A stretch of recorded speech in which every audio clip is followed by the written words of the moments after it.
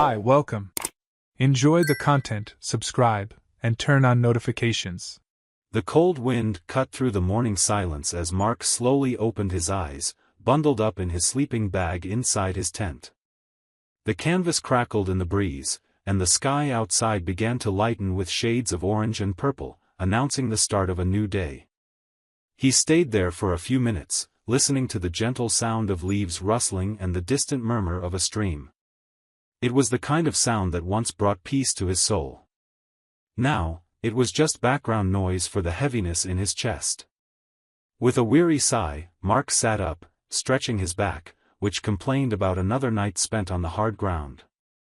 His unshaven beard itched, and his eyes were still red from what he kept calling allergies, even though he knew exactly why they were red. Outside, he lit the small fire he'd set up the night before, heating a kettle of water. The smell of instant coffee that soon filled the air sparked a nostalgic feeling, not because of the taste, which was terrible, but because of the memories. It was in this very spot that he used to spend summers with his kids. Ethan loved learning how to pitch the tent, and Chloe insisted on sleeping in a hammock. Heather came too, of course, and she was always the one who made the coffee. She used to say Mark never got the water ratio right, either too weak or bitter as poison. And he would laugh. He always laughed with her. But today, the bitter coffee was the only option. And the laughter was gone. Mark got up, mug in hand, and walked to the natural lookout point at the campsite. The valley stretched out in front of him like a living painting. A carpet of trees, the river weaving through it, and the mountain standing guard around it all. He stood there for a long moment, just watching. Right then, surrounded by nature's untouched beauty, he felt a harsh contrast inside himself. It was like being surrounded by peace while a storm raged within. The breeze brushed his face, but it didn't comfort him. It was as if the world was saying, life goes on, but he was still stuck in the moment when everything fell apart. It was there, among the silence of the mountains, that he tried to remember who he was before the pain. Before the doubt. Before Heather. Mark reached into the inside pocket of his jacket and pulled out his phone, still turned off. He'd kept it out of reach since arriving at the campsite 3 days earlier. He didn't want notifications. He didn't want calls. Least of all messages from her. He needed time.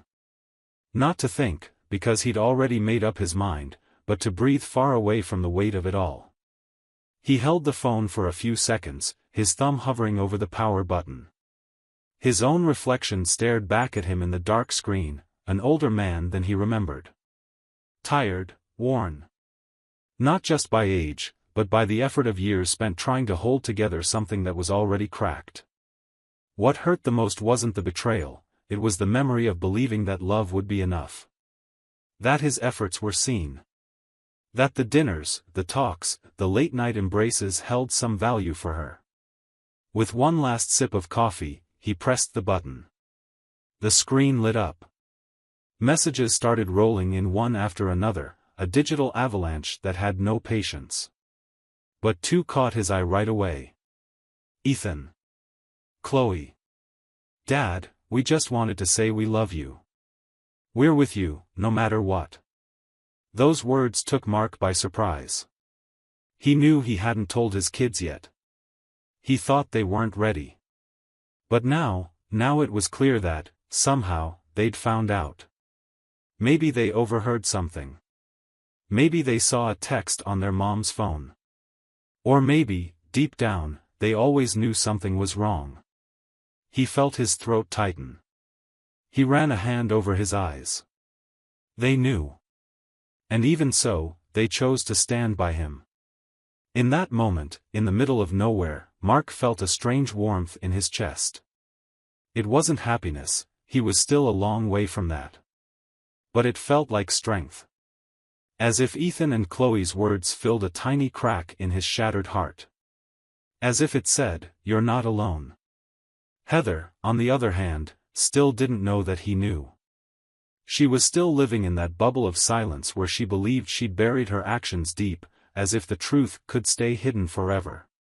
She was probably still pretending everything was normal, sending lukewarm messages, trying to keep up appearances. Mark had never replied to any of them.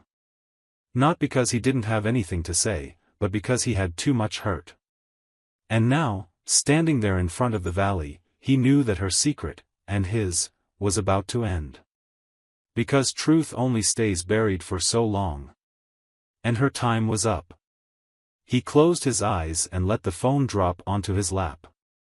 He took a deep breath. The mountain soundtrack still played on. But now, along with the sound of water and wind, there was something else. An internal whisper. The certainty that he had to go. Go back. Face what he'd been putting off for days. The peace around him was still the same. But inside him, something new had begun to move. Mark left the mountains in the early afternoon. The once clear, golden sky was starting to fill with heavy clouds, as if the world felt what he was about to face.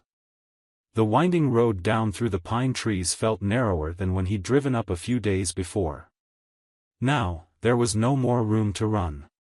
With every mile, the pain he'd tried to quiet in nature started pounding in his chest again. It wasn't just the sadness of a marriage ending. It was the realization that he had loved a woman who, in the end, chose to stab him in the back. The neighborhood where they lived looked the same. Kids playing on the sidewalks, the old man next door watering his garden, neighbors walking their dogs. Everything went on as always, like nothing had happened. And maybe for them, nothing had. But for Mark, this was the first time he was coming back as a different man, not a husband anymore, but someone who had crossed the point of no return. He parked in front of the house and stayed in the car for a moment. He was breathing deeply, hands tight on the steering wheel, staring at the front of the house he'd walked into so many times with a smile, bringing flowers or Heather's favorite takeout. The porch was still tidy. Flower pots in place. The living room curtain swayed in the breeze through the slightly open window. It all looked so homey, so stable, and now it felt like a cynical facade. A pretty painting on a wall full of cracks. When he opened the door, he was greeted by the familiar scent of lavender, the room spray Heather loved. She was sitting on the living room couch, legs crossed, with a tablet on her lap and a half-finished glass of wine on the side table. She looked up with an automatic, maybe rehearsed, smile and said softly, "You came back." Mark just watched her. She seemed calm, slightly uneasy, but still holding the reins of the situation. That was her gift, faking normal until the last second. He only answered with a nod, closed the door behind him, and walked silently to his usual armchair. He sat down slowly, like he had all the time in the world but carried the weight of it on his shoulders. He let his backpack drop to the floor, unzipped the front pocket, and pulled out a brown envelope. Thick, heavy. It was the only thing he'd brought besides his clothes. Heather followed his movements with her eyes, not quite sure what to expect. When Mark set the envelope on the coffee table, she frowned slightly. "What's that?" she asked, still trying to sound casual. He didn't answer. He just said, "Open it." She hesitated. For a second, he saw something in her eyes. Not fear, not yet. More like that subtle sense of suspicion, like she knew she might be about to lose control of her story. Still, she took the envelope, opened it carefully, and slid the contents onto the table. The top pages showed pictures, and instinctively, she stacked them up quickly, like she could stop her own eyes from seeing. But it was too late. Mark watched her in silence. He didn't want explanations. He just wanted to see the exact moment her mask fell off. Heather froze. She stared at the photos without touching them, as if the paper was on fire. A hotel room. Bradley's face. That red dress she wore on that night in Chicago, the same night she'd said she was exhausted from the conference and going to bed early. The pictures said more than any excuse ever could. The silence was broken by a nervous, forced laugh. She set the envelope aside and ran her hands through her hair, pulling it back the way she did when she was under pressure. "Mark, this isn't what it looks like." The way she said that made him narrow his eyes. Seriously? After everything, after undeniable proof, she still had the nerve to start with a cliché? It was a mistake. A moment of weakness. I felt invisible. You know, we've been drifting apart for so long, and suddenly he made me feel alive again. Mark didn't reply right away. He let her talk. It was strange to watch her cling to such weak excuses, like they were discussing a bad purchase at the store and not the destruction of a 23-year marriage. She tried to stand up, but he made a small gesture, signaling her to stay where she was. It wasn't time for theatrics. "You cheated on me with my boss," he said in a low voice, never raising his tone. "And it wasn't a mistake. It was a choice. You traveled with that choice. You slept with that choice. Then you came home, hugged me, ate dinner with me, as if nothing had happened. That's not an impulse. That's calculated." Heather looked like she wanted to speak, but nothing came out. For the first time, her face was trembling. "Even so," she tried, "I felt so alone, Mark. You shut me out. I needed to feel wanted. I needed to remember I was still a woman." That last line hit him differently. He leaned forward, elbows on his knees, and looked straight into her eyes with a certainty she'd never seen in him before. "You wanted to feel like a woman? And you thought sleeping with another man was the way to do that? That it meant more than everything we built? Yeah, I was tired. But I was tired for us. For our future. For our kids. You didn't want to talk. You didn't want to fix it. You chose to cheat, and now you're blaming it on some emotional void?" Heather shrank back on the couch, lost for words. Tears were streaming down her face. But Mark stayed completely still.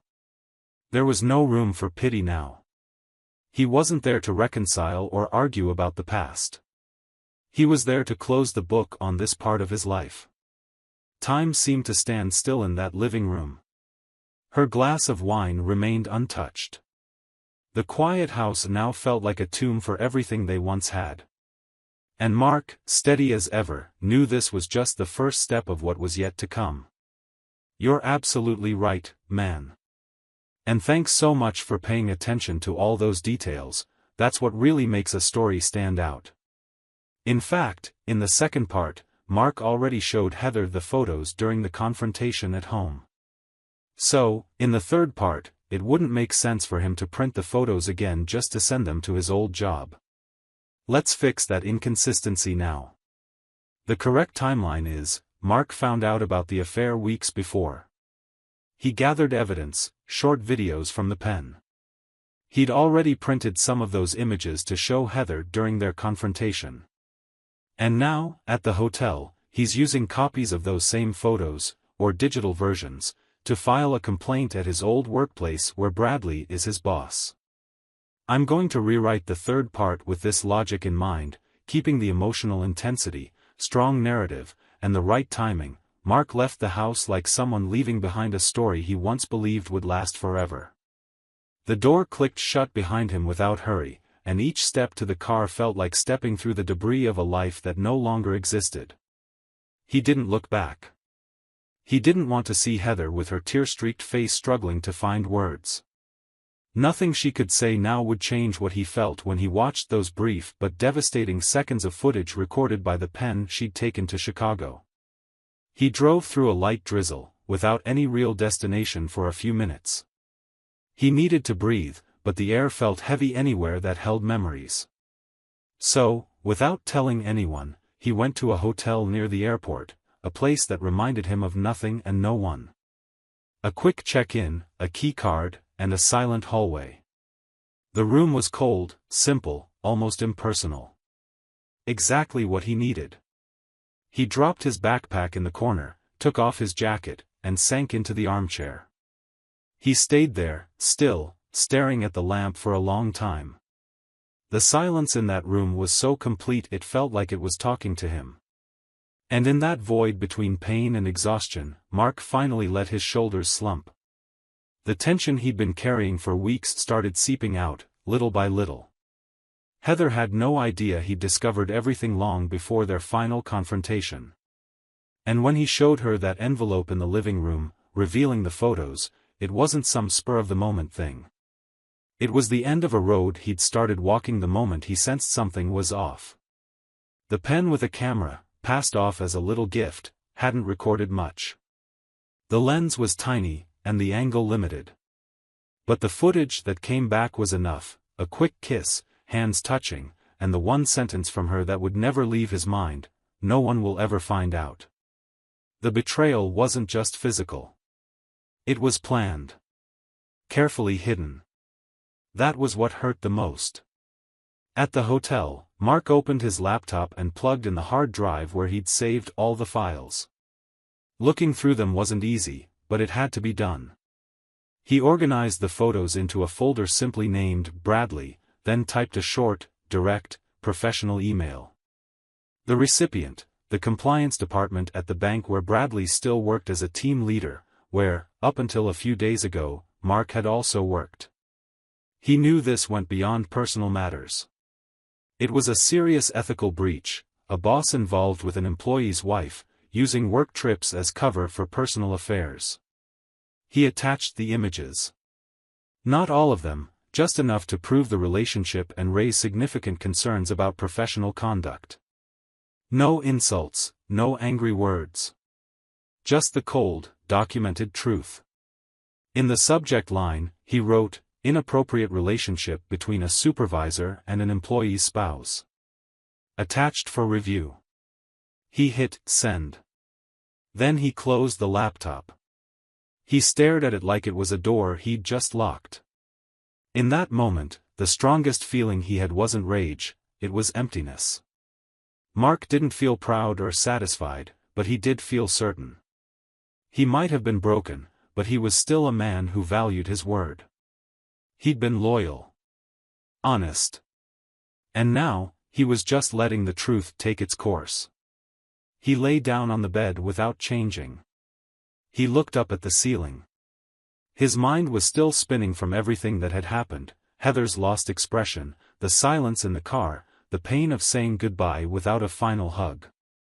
But in that place, behind cold walls with no memories attached, Mark finally took a deep breath. For the first time in a long while, nothing was hidden. No doubts, no lies, no loose ends. The truth was finally all out in the open. And whatever came after, well, he would find out. The world didn't stop after the storm, but for Mark, the days passed like they'd lost their color. He went on with his responsibilities, a new routine, and long stretches of silence. What was said couldn't be taken back, and what was done belonged to the past now, even though it still hurt like it had happened yesterday. News arrived without warning: Bradley had been fired.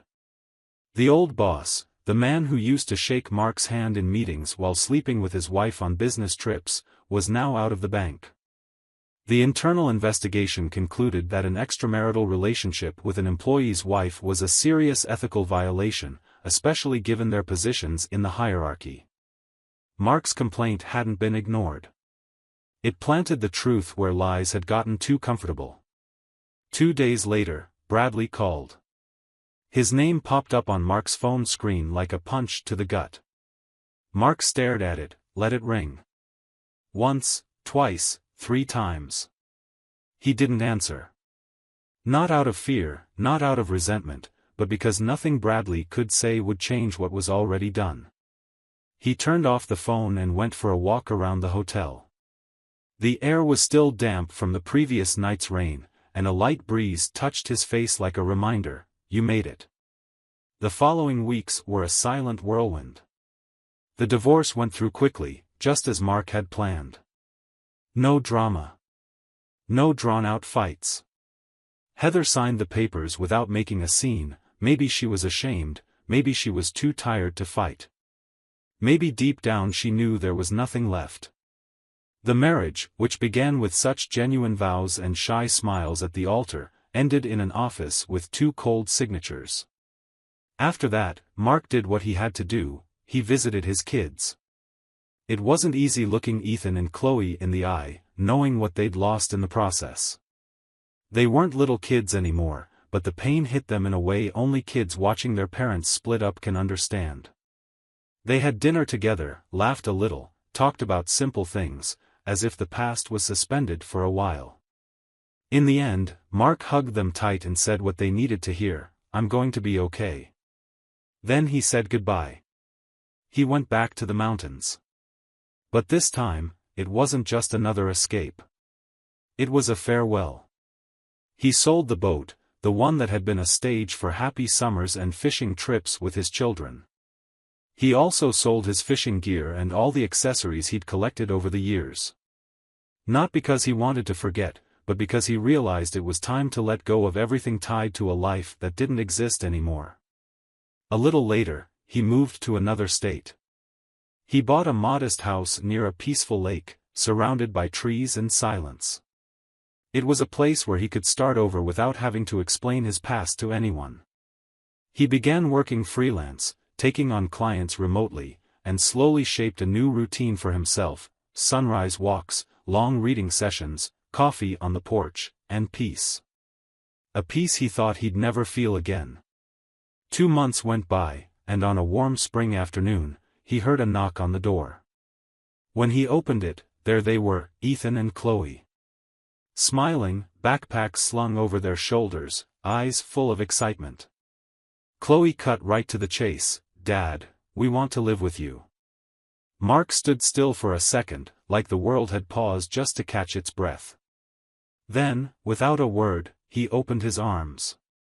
They both hugged him at once, and in that moment, the heart he thought had hardened forever began to thaw with something so rare and pure. It wasn't just love, it was a new beginning. And Heather? She was left on her own. The affair, once it came to light, made a lot of their friends drift away from her. She tried to move on, but nothing fit together like before. Bradley, in turn, lost his job, and over time, his wife found out everything. There were fights, sleepless nights, and silence. But unlike Mark, she forgave him. Not out of naivety, but because she believed they could start over. Maybe she was afraid of being alone. Maybe it was love. Or maybe she just didn't want to face the weight of the truth. Mark, though, never looked back. He now lived out simple days with his kids, in a home free of lies and broken promises. Just meals made with care, chats by the lake, and a new story being written, with blank pages and a heart that was whole again. And so, without fanfare or hurry, life began to smile at him once more. Not with explosions, but with steady, gentle moments. With small things. With presence. With true love, the kind that never betrays. Thank you for watching the video. If you enjoyed it, don't forget to subscribe to the channel and turn on notifications so you won't miss any updates. See you next time.